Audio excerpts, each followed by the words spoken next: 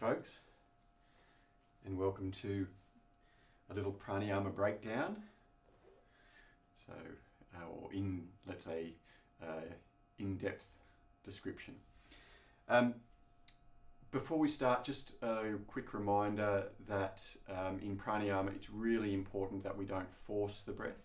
So our breath is directly connected to our nervous system. So if you stress the breath, you will stress your nervous system, and that is the exact opposite of what we're trying to do with our yoga practice. So just bear that in mind whilst I'm going to give you a little bit more detailed information about, in this case, fast breath rhythms and the essential ones that I use.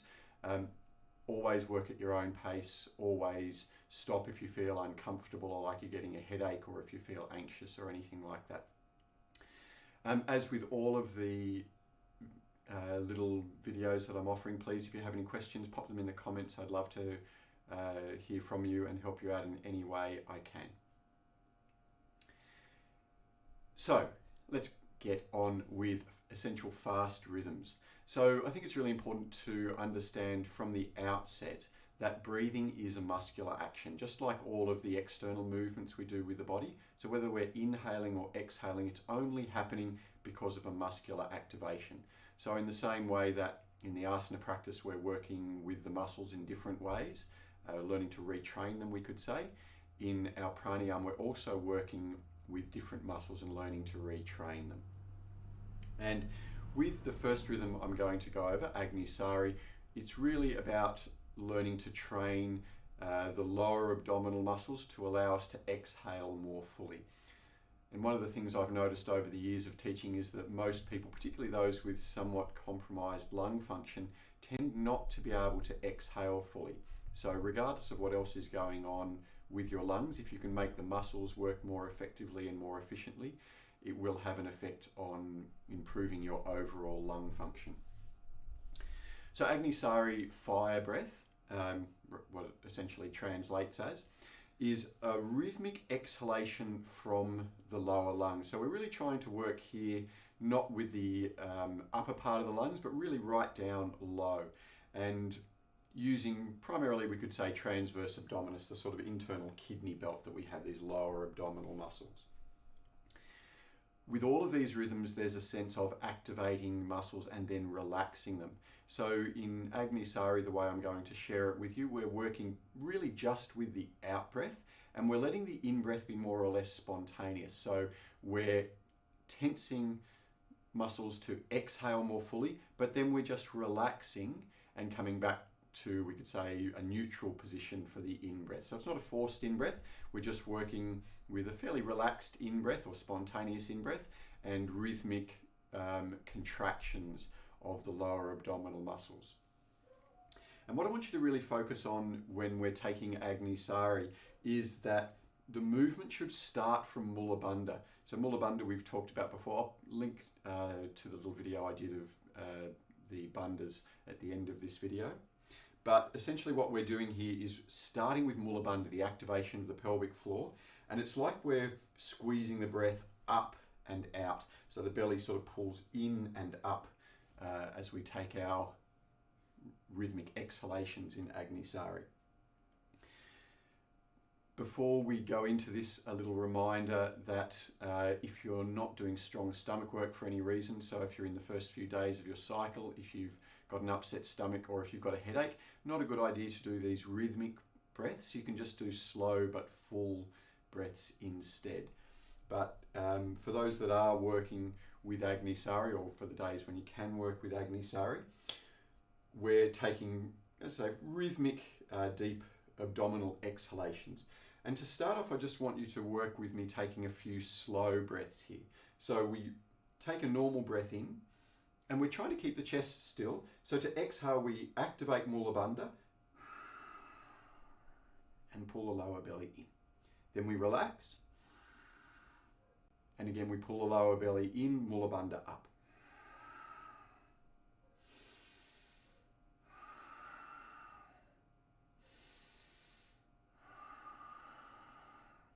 So just take that a few more times at your own pace. It doesn't have to be fast at this point. Just focusing on getting that sense of pulling in and up from Maha Bandha and just working with the lowest parts of the lungs. We're trying to squeeze all the breath out from the lungs here.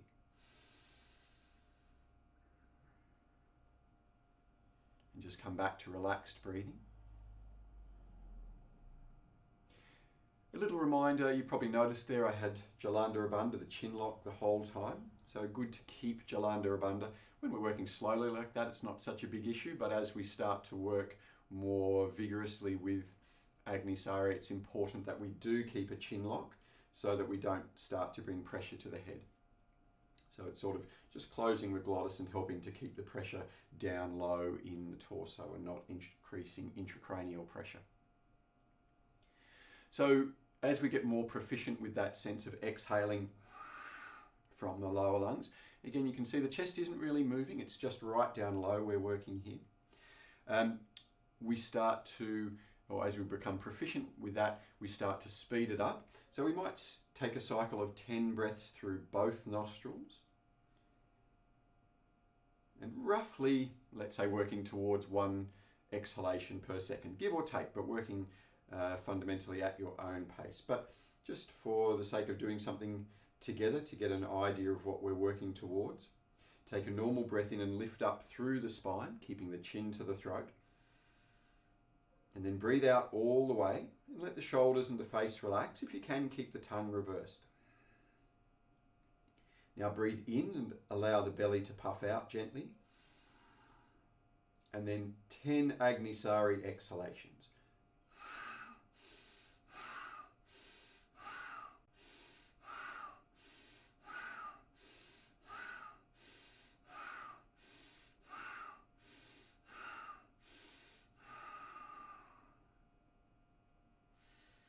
And then relaxed breathing for a few cycles.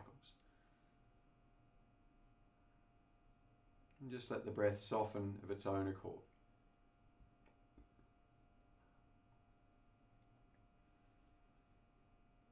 So hopefully that starts to feel a little bit more comfortable with practice.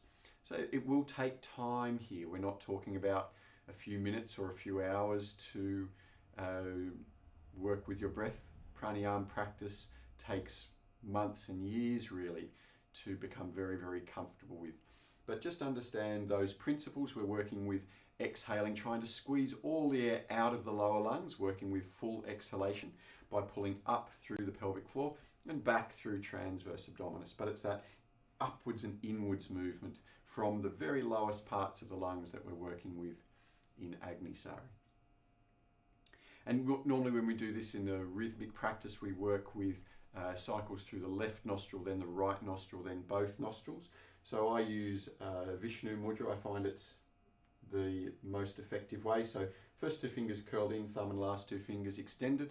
I might do a little video further down the track on why I do Agni Sari or all these alternate nostril rhythms with Vishnu Mudra, and plugging from underneath, not pressing on the sides of the nose or the sides of the nostrils, but ideally plugging the nostrils from underneath, occluding them if you want to think of it in that sense.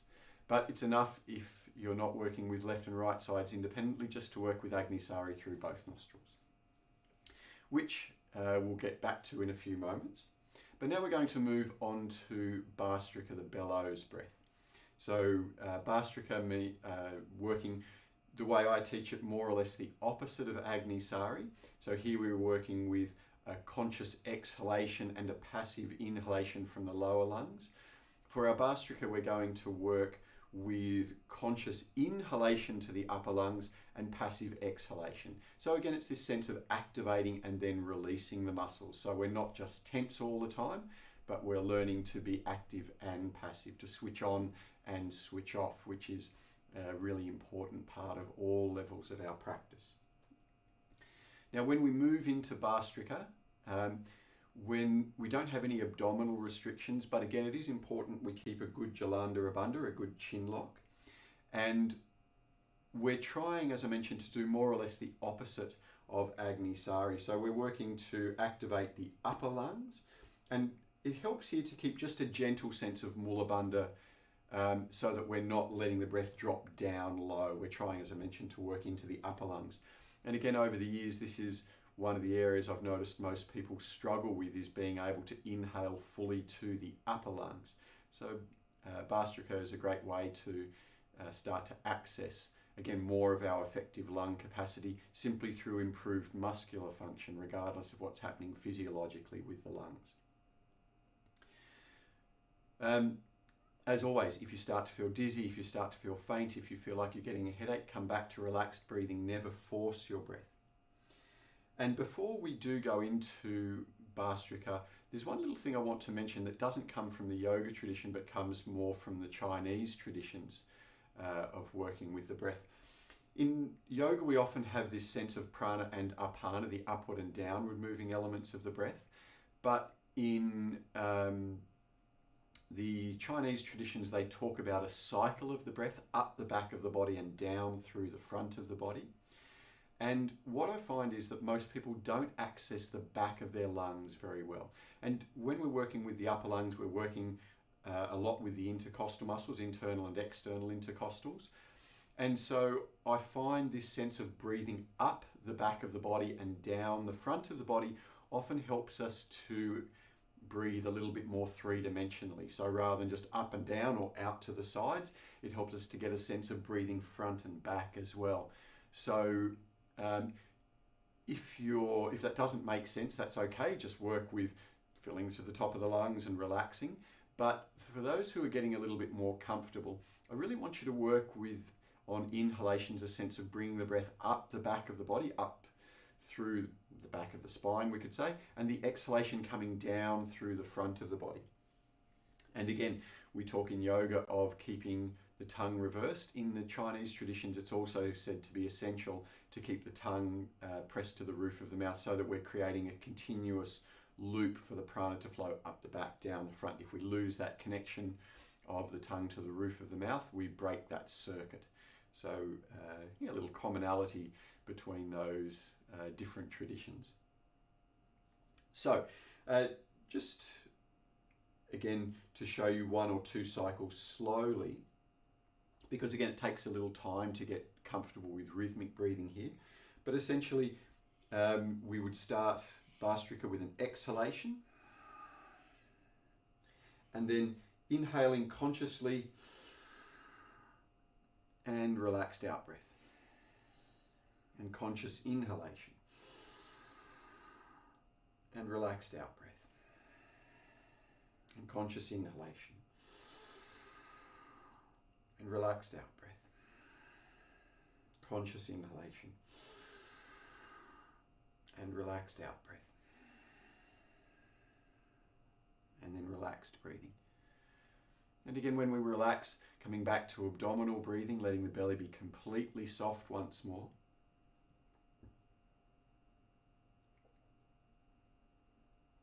When we're working with Bhastrika, it helps to have our focus, our inner dharana, in the heart space, in the center of the chest.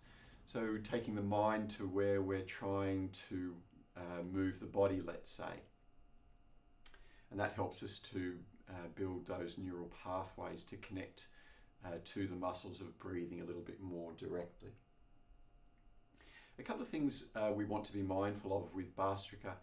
Try not to have this conscious shrugging of the shoulders. The shoulders lift because the rib cage is lifting, but we're not lifting up by tensing the trapezius, the neck muscle. So none of this sort of shrugging and dropping the shoulder movement.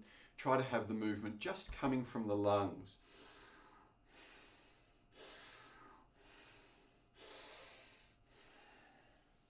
And initially you might not get that much movement in the lungs. It will take time. As I say, we need to learn to tense on the in-breath, the external intercostals whilst relaxing the internal intercostals. So if we can't relax the internals, we won't get much movement initially. If we can't activate the external, we won't get much movement initially. But again, it's that balance of activation and relaxing that we're working with that makes these rhythms most effective. So let's just see if we can take a cycle of 10 breaths, keeping the chin to the throat and the shoulders are down. Palms down on the knees often feels a bit more comfortable here so that the elbows are hanging by the sides of the body. So we start with the chin lock and the tongue reversed, and you can keep your eyes closed here if it helps, but maybe if you're just getting a hang of the rhythm, eyes open might help. So take a breath in preparation and just lift up through the spine. And then breathe out, keep the spine long. And squeeze all the breath from the lungs. So here we gently activate Mula Bandha. And we're holding that gentle Mula Bandha to keep the breath working in the upper lungs. 10 rhythmic breaths up the back, down the front.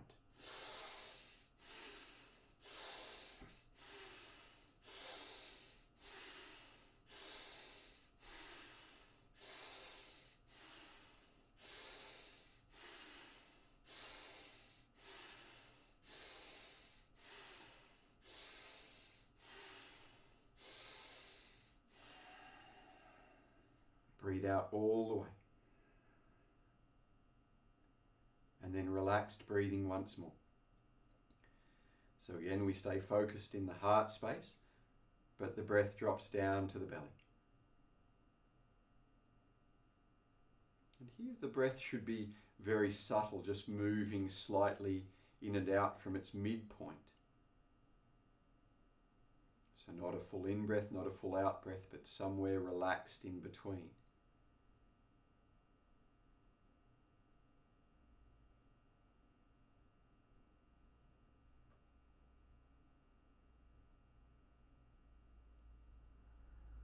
If your eyes are closed, gently open them. So that's Bhastrika, the bellows breath. Bellows like a blacksmith's bellows, pumping air. So that brings us on to the third fast rhythm that I tend to take. It's important when we work with pranayama that we don't mix things up too much. As I mentioned at the start, we're working with the nervous system, and so that we don't cause stress to the nervous system, we want a level of familiarity. So really important that we keep things simple with our breath rhythms. These 3 rhythms that I share are plenty for a whole lifetime. Of course, there are a couple of others you can explore if you want to, but really these 3 are enough to have a complete lifetime of pranayama fast rhythms. So the last rhythm I share is Maha Bandha. So Maha meaning great and Bandha lock or seal. Often taken as part of a pranayama rhythm. And in some respects, it's a bit of a combination of the 2 rhythms that we've just taken, in that we work with a sense of exhaling from the belly, and we work with a sense of lifting the rib cage or expanding the rib cage, but it's done as a false inhalation. So when we take Maha Bandha, we're taking the 3 locks. So sometimes it's called Bandha Triam, the 3 locks. So again, there's a little video on the bandhas, but we take Mula Bandha, pelvic floor engagement, Jalandhara Bandha, chin lock, and Uddiyana Bandha, which is the false inhalation. So we're using the same muscles we used in Bhastrika to lift the rib cage, but we're keeping the throat closed so no breath actually comes in. And to start with, we're just going to take that in isolation. So we're going to take a chin lock. We're going to take a normal breath in, and again here focusing into the chest, and then just breathe out all the way as if you were going to take Bhastrika. Once you've exhaled, relax the belly and then lift the chest. No breath comes in.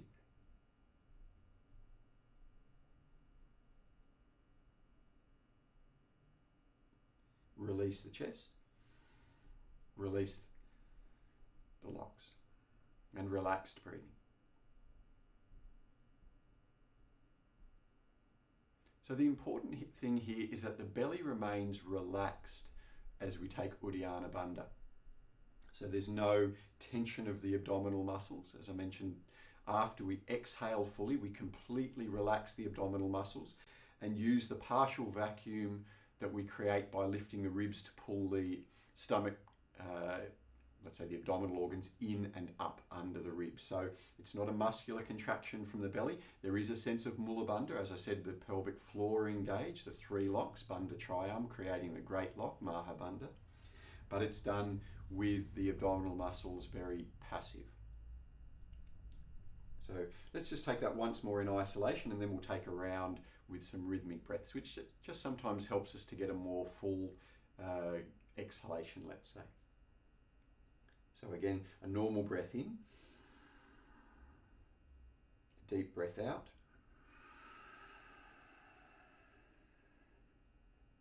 and then again with the breath held out, lifting the ribs.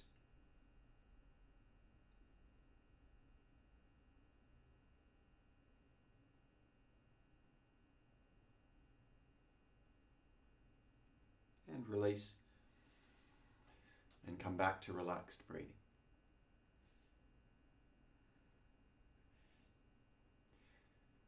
Now again, one thing I should reiterate with Maha Bandha, particularly when we start to work with the rhythmic breathing, but even in that isolated form, if you're not doing strong abdominal work, don't do full Uddiyana Bandha or full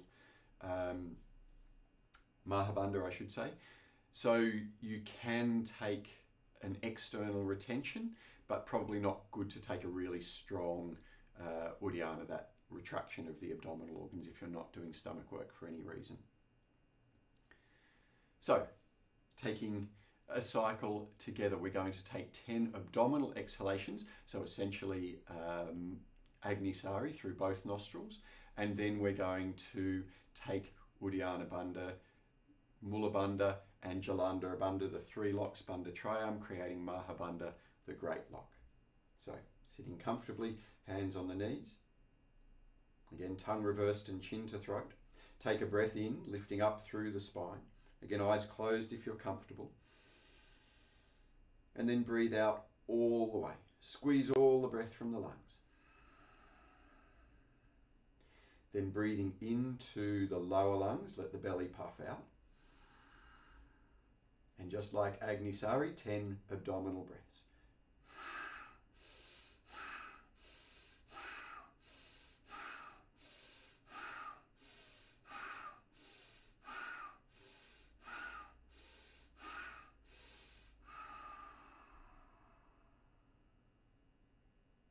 Now take a smooth, deep breath in. Fill the lungs completely. And now breathe out all the way. Try to empty the breath as much as you can. And with the breath held out, take the 3 locks, creating the Great Lock.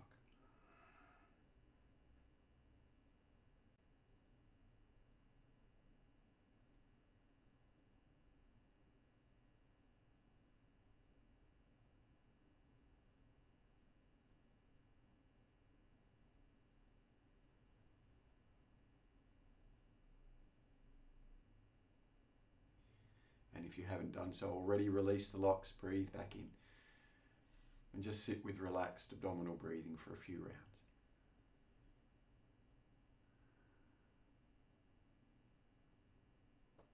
And you'll notice the breath becoming much quieter.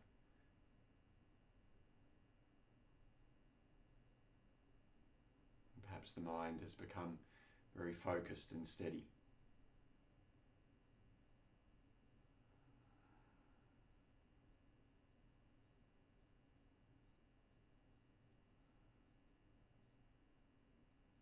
So thank you very much for allowing me to share these practices with you. Remember that pranayama really is the jewel in the crown of the Hatha Yoga practices. It's the most direct link between the physical and the non-physical, and it is an essential part of yoga practice that's more than just superficial movement. As I mentioned, please, if you have any questions about anything we've done, if anything's not clear, let me know in the comments. And if you haven't done so already, don't forget to subscribe to the channel and hit the little notification bell so that I can continue to share with you. Thank you very much, and I'll see you soon.